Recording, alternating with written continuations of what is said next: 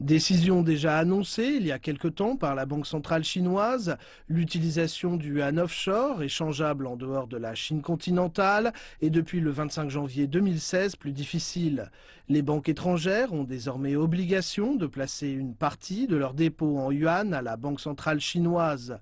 Une décision qui vise, selon les médias internationaux, à contrecarrer les spéculations et garantir la solidité financière de la monnaie chinoise. La Banque centrale a admis qu'elle avait pris cette décision face à la pression des spéculateurs pour s'assurer que le taux de change du renminbi reste à un niveau fondamentalement stable. Le yuan chinois a été soumis ces derniers mois et ces dernières semaines à des pressions continues de la part des marchés étrangers, entraînant une flambée des taux offshore complètement déconnectés des réalités financières. Le Conseil des affaires de l'État a publié en janvier le chiffre de la croissance chinoise qui atteint pour 2015 6,9%.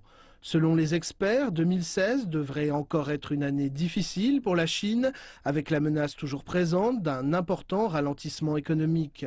Sur le plan positif, le fait que la restructuration économique chinoise se déroule durant une période de ralentissement devrait permettre l'émergence de nouvelles industries.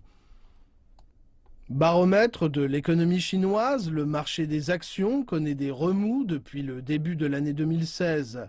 Dans le même temps, les bourses mondiales, depuis janvier, sont partout en baisse, les prix des produits de base s'effondrent et les investisseurs s'inquiètent de la possible émergence d'une nouvelle crise mondiale.